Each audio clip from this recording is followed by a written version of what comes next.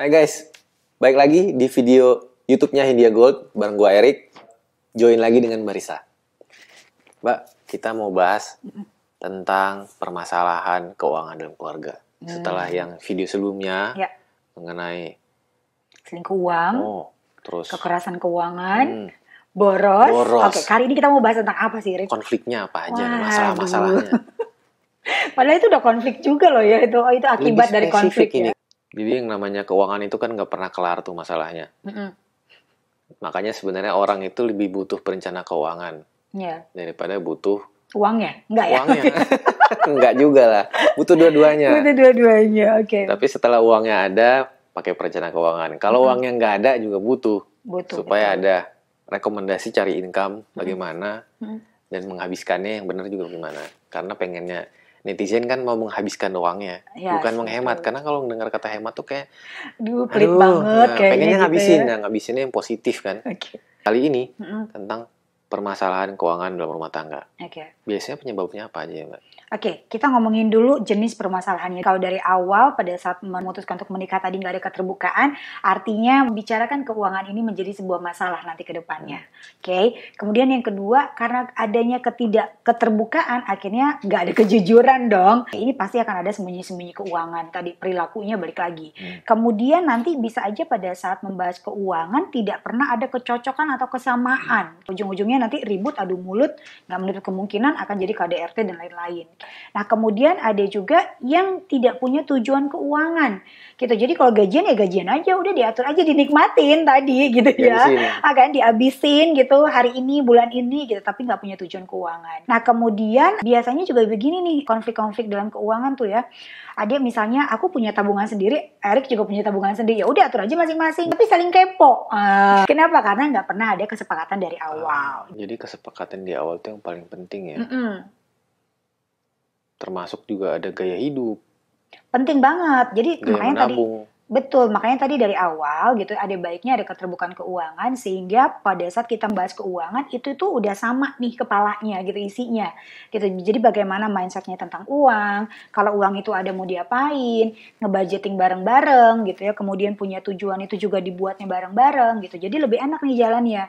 Gitu kan, nggak mungkin kan dalam satu kapal itu ada dua nakoda kan, betul nggak? Pasti ada satu nakoda gitu, yang satunya juga ngikutin gitu. Nah begitu juga dengan keuangan gitu. Nah kalau ditanya gitu ya, konflik-konflik tadi itu bisa menyebabkan apa sih dalam kehidupan berumah tangga? Udah pasti pertengkaran nomor satu gitu ya. Kemudian nanti akan ada perilaku-perilaku yang menyimpang yang kita pernah bahas di video sebelumnya. Ada kekerasan keuangan, ada selingkuh uang, ujung-ujungnya jadi boros gitu ya.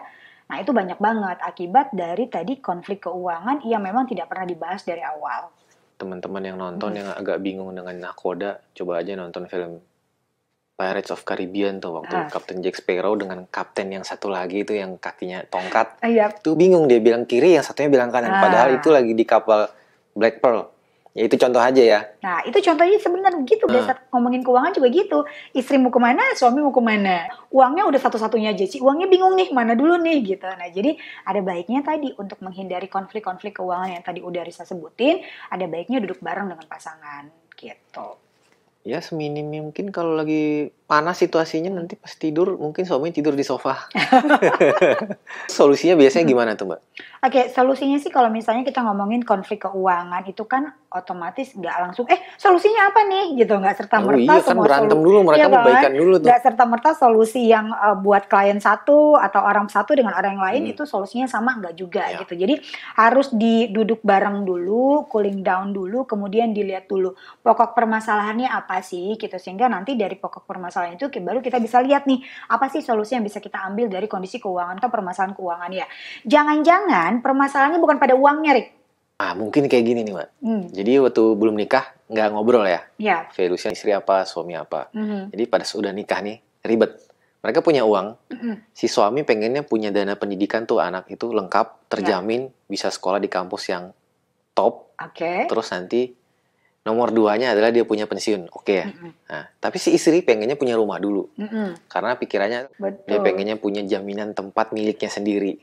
Nah, rumah kan mahal tuh, dibandingkan biaya pendidikan dan pensiun. Mungkin nilai rumah itu seimbang, pada satu tujuan doang nih, yang namanya safety menurut dia. Yeah. Ini kalau nggak diobrolin di depan, bertengkar terus nih. Nah, itu padahal tiga-tiganya baik kan, tapi uangnya itu cuma cukup untuk dua. Dua tujuan gitu kan. Dua kalau pilih yang ikut suami, tapi satu doang kalau ikut sama istri di rumah doang. Nah itu bertengkarnya nggak kelar-kelar tuh. Nah itu kan. Padahal tiga-tiganya baik. Ya, makanya tadi jangan-jangan permasalahannya gitu ya, kita sering bertengkar atau ribut di dalam rumah tangga bukan karena nominal uangnya. Mungkin nominal uangnya cukup gitu ya, tapi karena tadi tidak dikomunikasikan dengan baik, tidak dibahas dari awal gitu ya, nggak ada kesepakatan, nggak ada persamaan value tentang uang, dan bahkan tidak ada kesamaan bagaimana sih membuat tujuan-tujuan keuangan, akhirnya ini yang menjadi sebuah keributan. Bukan nominal uangnya loh, jangan-jangan, tapi jangan-jangan ya tadi kita nggak bisa mengkomunikasikannya. Artinya apa? Semua orang bermain dengan egonya masing-masing. Susah nih ngomong sama Erik, susah nih ngomong sama pasangan, susah nih. Padahal bener kata Erik tadi, semuanya tujuannya baik. Istri dia safety dulu deh, pengen punya rumah dulu, kan rumah itu adalah tempat pulang gitu kan ya, rumah tempat berkumpul. Tapi dari sudut pandang pasangannya atau si laki-lakinya bilang begini, aduh dana pendidikan anak dulu deh, dana pendidikan anak itu mahal 10-15%, walaupun faktanya naiknya 20% juga gitu kan ya. Ini kita siapin mumpung belum punya anaknya misalnya, atau anaknya masih kecil, jadi kita bisa saving atau investasinya lebih kecil dari sekarang, masih kita sehat. Nah itu sama dana pensiun tuh faktanya hampir 85% masyarakat Indonesia nggak siap pensiun tuh. Udah langsung aja ini dulu deh yang urgent gitu. Rumah, ya udah deh rumah nanti dulu, kita bisa sewa, kita bisa kontrak, atau misalnya kita bisa tinggal di rumah mertua Indah gitu, ada di rumahku gitu ya. Masih banyak pilihannya. Nah ini yang mesti kita komunikasikan. Jangan-jangan bener tujuannya si suami.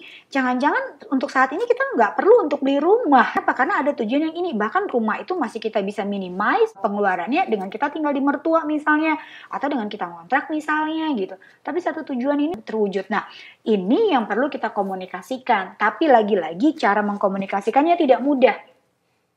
Ya kan? Kalau di video sebelumnya Rista selalu bilang butuh orang ketiga. Betul banget gitu. Butuh orang ketiganya adalah butuh orang yang benar-benar paham bagaimana sih menyeimbangkan antara tujuan laki-laki dan tujuan perempuan atau suami istri ini untuk menjadi sejalan. Karena kalau nggak pernah diseimbangkan, bukannya untuk disatukan, laki-laki harus ngikutin perempuan harus ngikutin laki-laki, enggak. Tapi dibuat keseimbangan sehingga dua-duanya bisa jalan beriringan tanpa harus saling memaksakan keinginan satu sama lain. Tapi yang dijalankan adalah udah keinginan bersama gitu. Itu PR banget sih Rick sampai detik ini. Kalau dipikir-pikir sesuai dengan pembelajaran perilaku keuangan yang gue dalamin nih Mbak, sebenarnya ada jawabannya, itu dari mencari values antara suami istri, dan tools itu gue punya. Kalau kalian pengen masalah mengenai mau ke arah mana tadi yang didebatin, bisa sebenarnya DM.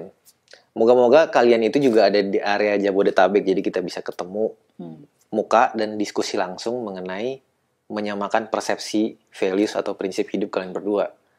Karena yang gue urus bukan cuma mengenai traditional finance atau ngitung-ngitungan uang doang.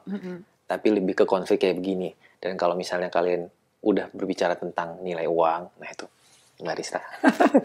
Iya, karena masalahnya kalau untuk anggaran budgeting itu semua orang bisa lakukan gitu ya. Tapi menyamakan persepsi, mencari nilai masing-masing gitu ya. Kemudian apa sih arti uang dalam kehidupan masing-masing. Kemudian menguak latar belakang mereka pemahaman tentang money belief atau kepercayaan atas uang.